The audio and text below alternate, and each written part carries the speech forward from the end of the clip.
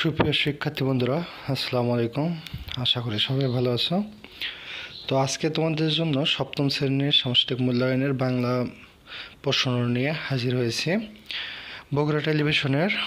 তো চূড়ান্ত প্রশ্ন আসলে এটা দেখতে পাচ্ছ আমাদের সামনে প্রশ্ন, এবং এর সাথে কাজও দেখতে পাচ্ছ তুমি। কাজ এক, জোড়ায় আলোচনা করে নিচের কাজগুলো এককভাবে করো, মানে একক কাজ। এটা আসলে তোমার প্রত্যেকটি জীবনের থেকে এটা নেয় আর কি। এটার উত্তর এটা তুমি আমরা সামনে দেখতে পাচ্ছ তোমার প্রত্যেকটি জীবনে থেকে চার দেখে। তবে আমি আজকে তোমাদেরকে এটা উত্তর এবং প্রশ্ন সহ দিয়ে দিচ্ছি। দেখো, তালিকা এক, সমস্যা ও উৎস। এটা কিন্তু আসলে ছক আকারে ছিল, প্রশ্নটা ছক আকারে থাকবে। আমি কিন্তু ছক আকারে ছাড়া তোমাদেরকে উত্তরটা দিয়েছি।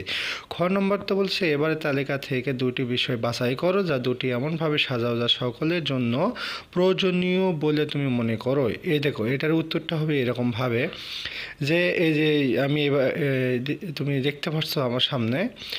তারপরে এই উত্তরটা প্লাস্টিক ব্যবহারের দূষণ কথোপকথন। এই উত্তরটা হবে এরকম করে। দেখো, নিচে উত্তর দেওয়া আছে, প্রশ্ন প্লাস উত্তর। তুমি তুমি মানে আমি লিখবা এখানে, আসলে মূলত আমি লিখলে তোমাদের ভালো হবে। পরে দেখো, প্লাস্টিক ব্যবহারের দূষণ, তারপরে হলো ডেঙ্গু জ্বরের প্রকোপন। এটাও তোমরা এভাবে করে উত্তর লিখবা। পরিবেশ দূষণের এটা লিখবা, উত্তর লিখবা। এটা ছক আকারে আসলে উত্তরটা লিখবা। রোগ নির্ণয়টা এটাও লিখবা তুমি ছক আকারে। দেখো, মূর্খ অর্থ হলো প্রতীক, এরকম করে লিখবা।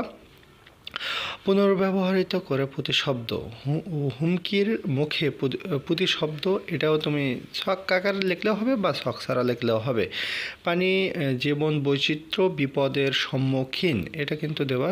কাজ তিন তোমাদের দেখা যাচ্ছে না, তবে তোমরা পরে একটু পরে দেখো কাজ তিন কীভাবে দিছি। পুরোটা উত্তর আসলে এভাবে দেওয়া। প্লাস্টিক ব্যবহার দূষণের ব্যানার,